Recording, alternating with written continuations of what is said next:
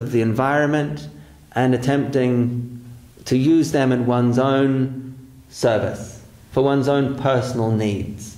So there's various levels of severity in terms of doing that, and that touches on sattva, rajas, and tamas. Different degrees of exploitation. Some is gross, some is subtle. Either way, the point is that all exploitation activates the law of karma. The law of karma means that depending on the nature and the degree of that exploitation, so the result will be. And so the person is bound in a cycle of karma, and karma is essentially non-liberating, and it does not facilitate the needs of the jiva soul. So the conclusion is reached that, all right, this cycle of karma is undesirable. It's not satisfying our potentials and our needs as pleasure-seeking units of consciousness. So we're going to have to try and escape the cycle somehow. How do we do that? Well, if our action in this world is causing a reaction, then let's just stop the action. Let's go to the mountains and just meditate and learn to live on the prana in the air. And there's some people that try to do that still. So there's some people called breatharians. You know breatharians? They start off minimizing their food. They'll go to raw food, and then they'll go to an even more strict raw food regime, and then maybe just liquids, raw liquids, and then learn to breathe, and they support their physical body of somehow obtaining subtle energy from the sun, of course, originally, but from their breath process. It's interesting. It's a kind of a yoga thing. Anyway, the whole idea, and we talked about it the other day briefly, the Jains, an attempt to minimize or fully curtail one's exploitation via inaction, and that's called renunciation. Renouncing of any kind of interaction with the world, with the objective of gradually digesting all that karma, or letting it burn itself out, and then you'll be free, without karma, without material entanglement. And the third plane is one of dedication. And dedication is premised on the notion that exploitation is clearly not doing much good for people's permanent constitutional needs. And renunciation is a kind of a strike. It is ceasing activity, but not recognizing that the soul is by nature active. It's seeking interaction. It's seeking some kind of loving relationship. Hence we are in this world of form, seeking pleasure through an interactions with this world of form. And then to cease it is kind of like a cop-out. Well, it didn't work. No, so we'll just try and get rid of the whole thing and go on strike. Guru Maharaj says that we shouldn't have a mentality where we have a right to go on strike. We shouldn't feel that, all right, now we're just like...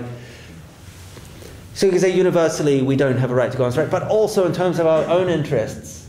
Why go on strike whether it's simply a matter of having taken a wrong turn? So that brings to the foreground the idea of the third plane of existence, which is dedication. And through dedication, one is actively using the resources in the environment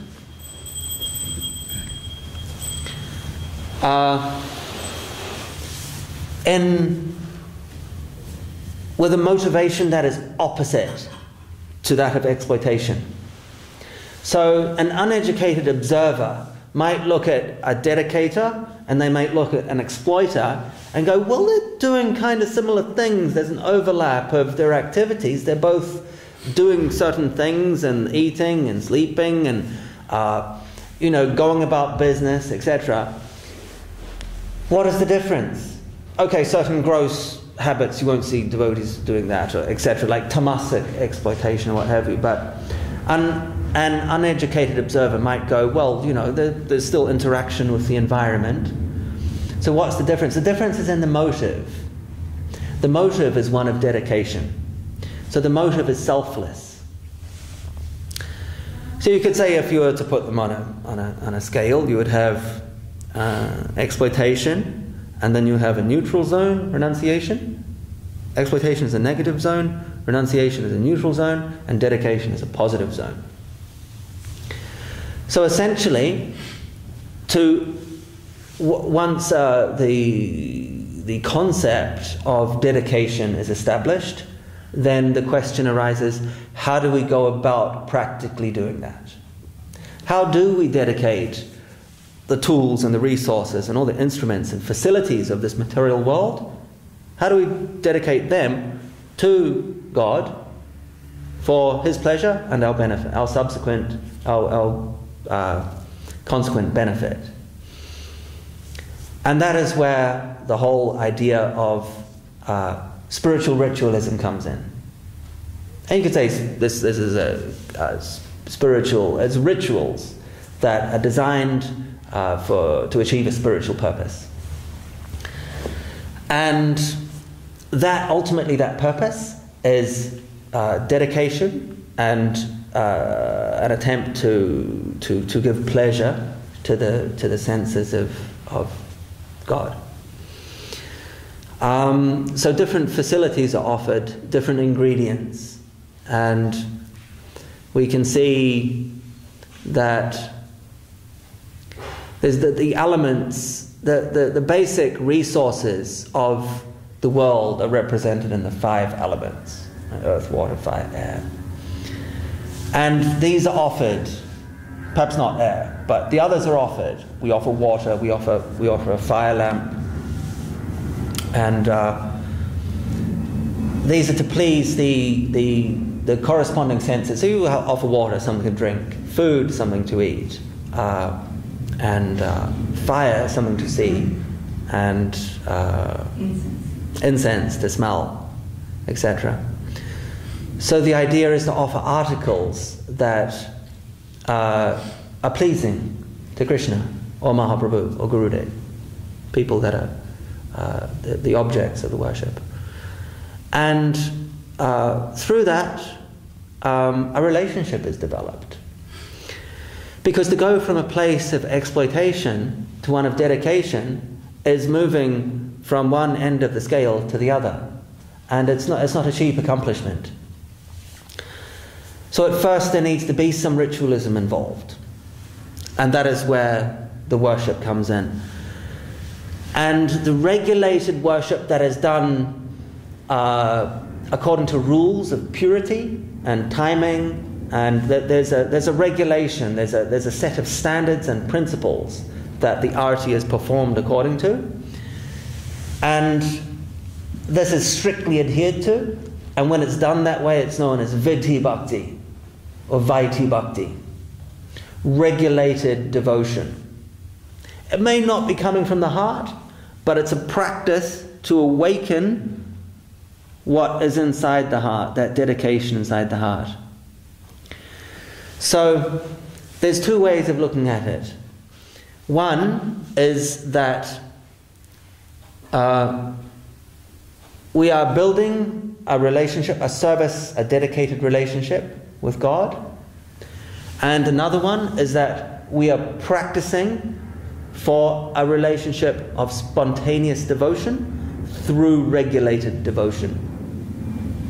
Because to go from a place of exploitation, where the heart is tending to go towards unhealthy things, or things of the material realm or the physical realm, and suddenly transfer it to the spiritual realm, invites in something called sahajiism, where everything becomes an imitation.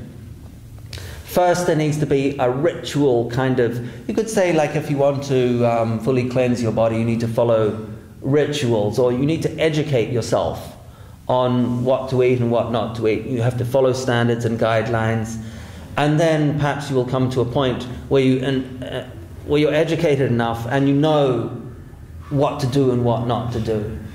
perhaps something like that. But either way, there's a purificatory process which is ritualistic. And that is designed to dismantle the dust or the contamination that occurs around the heart. And so when the heart is purified, ultimately ritualism is an expression of one's devotion or love for Krishna and Gurudev. So in essence, the rituals are there to please Krishna and to purify ourselves. I've heard other explanations, just like there are explanations for, on different levels of spiritual consciousness, you get different people with corresponding depths of realization about why they're performing such rituals. Ekadasi, for example, is one. The yogic explanation for Ekadasi is that it occurs on the 11th Tithi, which is the lunar day, and of the waxing and the waning phases of the moon, about a fortnight apart. And at that point, the moon is considered to rule bodies of water, influencing the tides, etc., and the human body is somewhat 89% water? 70%, is it? Okay. Largely water. And so the moon is considered to have an influence on the fluid levels in the body, influence that. And so fasting is done on the Ekadasi day to balance the water element in the body, because it's the 11th day of the moon lunar cycle. Physiologically, they have their explanation for that. I'm not fully conversant with it, but that's their philosophy behind the Ekadasi fast. Whereas, and that is on the level of the mind and the body. So we see a certain depth of explanation behind why someone is performing a spiritual ritual. That is on the level of the mind and the body. And one must assume that a deeper level of explanation would be on the level of the heart. And so you ask a Vaishnava why they're performing Ekadasi, and the explanation will be on the level of the heart.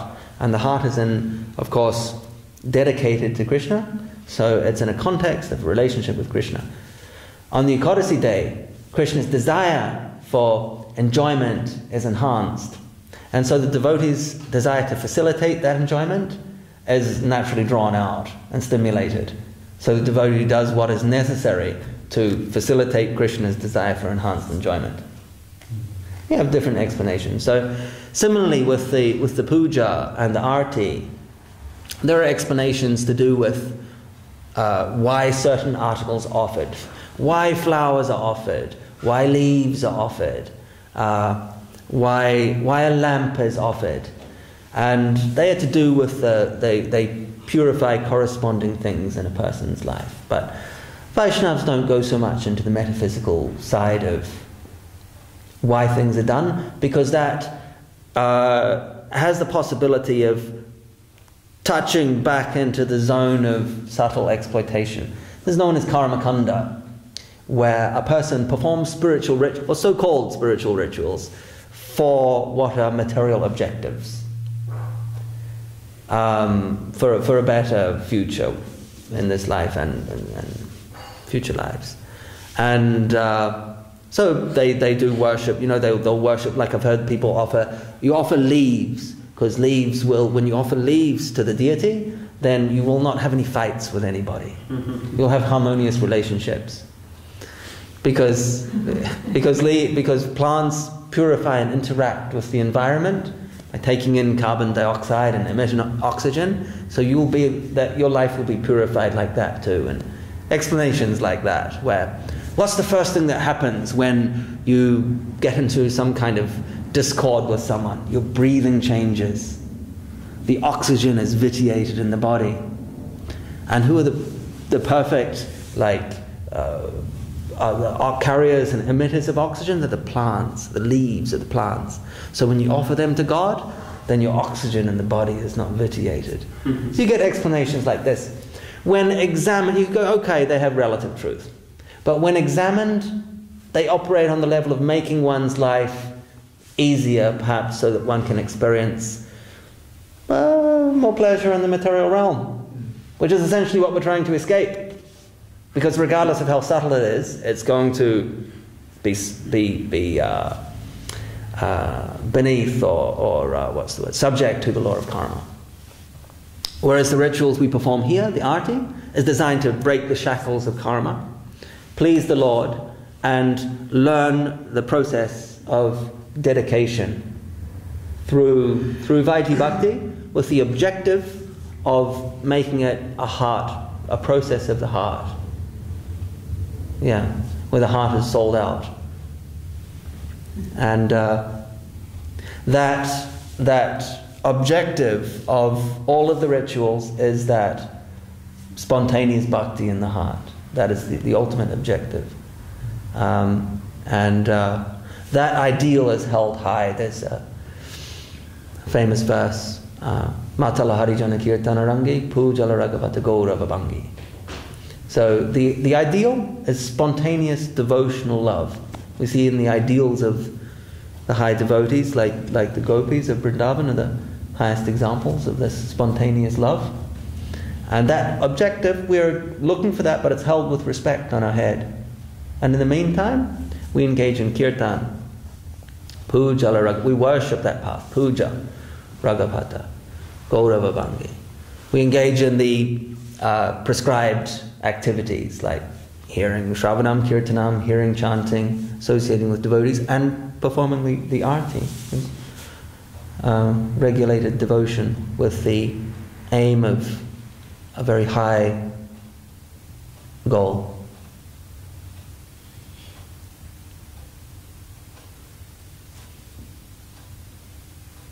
Does that somewhat cover? Yeah. Are there any nuances or any? I don't know. There's lots of it that is fascinating me that I've sort of felt a spiritual connection to. Oh yes, that we have. I mean, for example, the process with the offering of the food that then becomes prasad, and yes, the significance of that and how it can help to purify people and yes, and the power of that food. I mean, sure. Yeah, I didn't even really touch on that, did I? I was to cover it but broadly. Well, briefly, I mean, on a more prosaic level, water and food absorbs the energy of the environment. Have you heard of the Japanese scientist? Oh God, what's his name? Become relatively famous, water scientist, photographing water, and depending on the energy of the environment, the molecules of the water take on different crystalline shapes. Yeah, and in a negative environment, it takes on ugly, chaotic shapes. I won't try and remember his name now. And then in a peaceful environment, the water takes on peaceful shapes. So it absorbs energy. Water attracts and absorbs energy, and so I mean, you could say the water content in the food will do that. But also, any food one is preparing is going to absorb the subtle energy of the environment, particularly of the person making it. And most people don't realize this. They have no idea about this. And when a devotee happens to maybe see, you get this person like Gordon Ramsay in the kitchen swearing and running around and abusing people, and you see what sort of consciousness is going into that food. The people eating that food, how are they going to be peaceful after that? Whereas a devotee is making food, and you could say the opposite state of consciousness. And the people that consume that food are going to be benefited thus. But of course there's another layer to it, because it goes through a process of being offered or dedicated. It's interesting you talk about the peaceful. I mean, last Saturday, 8 days ago, my father, I found out a few hours before, my son was travelling through London on his way to Singapore with work. And me and my father had a very difficult relationship. And I went to meet him at the hotel he was staying in, and I took him some prasadam. And it was the first conversation, although it was difficult, and it wasn't an easy conversation, but it was the first conversation I'd had with him in years, when either he or I didn't end up getting kind of very aggressive with each other or having an argument. Now, it was not an easy conversation nonetheless, But my father made a comment to my mum a couple of days later that I seemed somehow calmer. And he didn't get verbally aggressive either, so it was just interesting. I've been reflecting a lot on that and having seen the process with Prashadam. Yes. And I didn't tell my father anything about what happens to the food. I literally sort of gave it to him. We got a plate from the hotel restaurant and we ate the food. But right.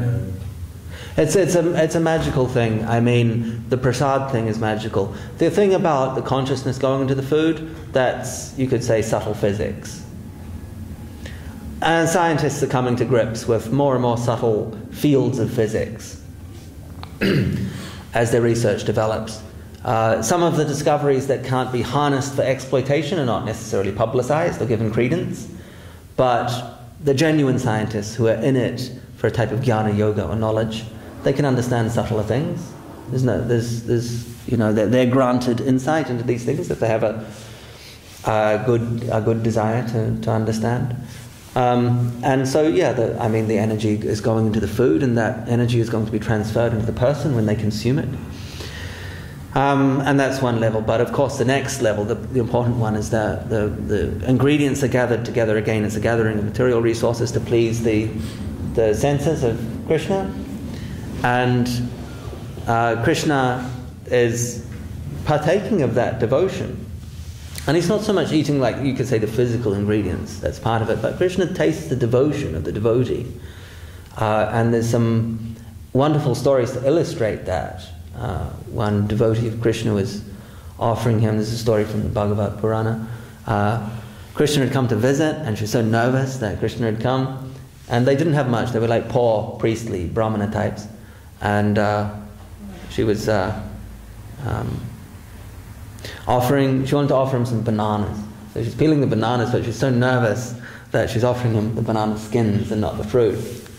What was Krishna doing? He was eating the banana skins. Because he wasn't so interested in the banana. He was interested in the devotion through which it was being offered. And if the vehicle was a banana skin, so be it. He was eating it. So the idea is to please Krishna through devotion. And this is how we do it practically. Through the offering of food. And that food then takes on a spiritual energy.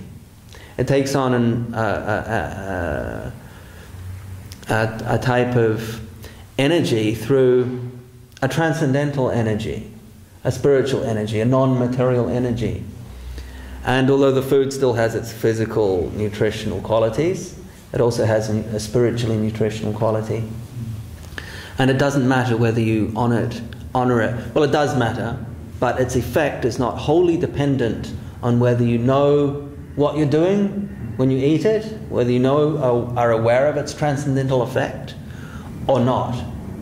And when you're not and you consume it, it's called agyata sukriti, unknowing benefit. The person is not making any active effort. They're not, it's no calculated attempt at improving one's spiritual life. They're just eating some food. they're getting purification. But for a devotee, the prasadam is honoured with a different attitude. It's honoured based on how the Lord has tasted and enjoyed the food, and so the devotee's pleasure comes from consuming it or honouring it with a consciousness of how Krishna has enjoyed. It gives the devotee enjoyment.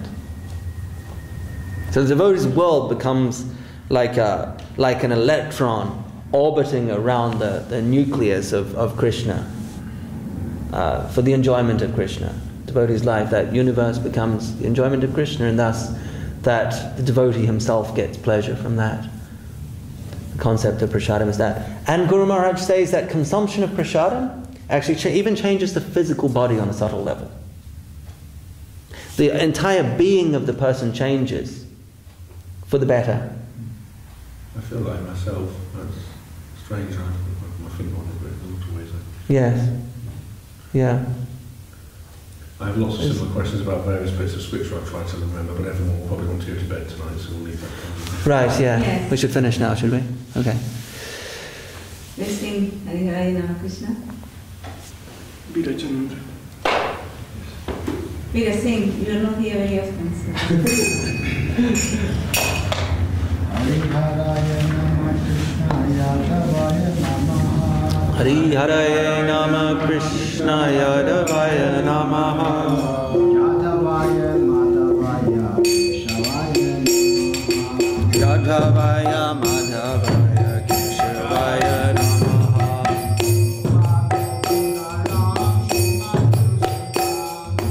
Gopala Govinda Ram Shri Madhusudana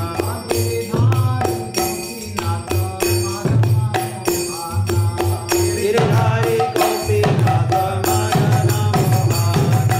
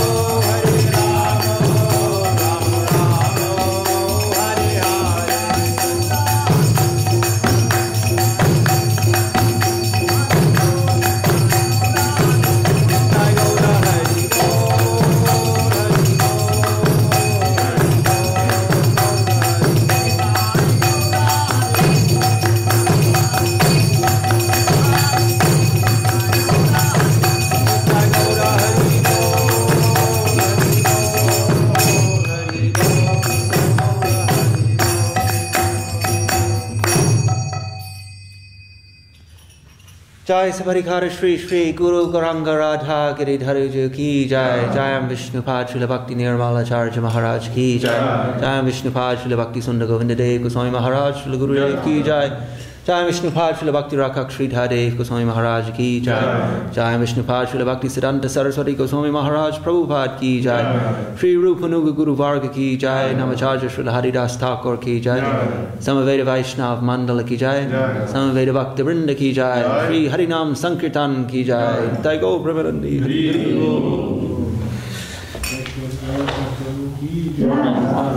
Now.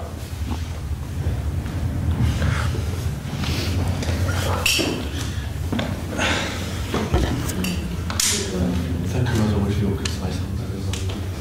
Thank you for your clear and concise answers. Sometimes I think I want one of it. I'm not off on that. I have to memorize some lessons from each as well, so I think that's my question. Yeah. I could keep us going for the next 5 hours with some of the questions I've got. Oh, really? Yeah.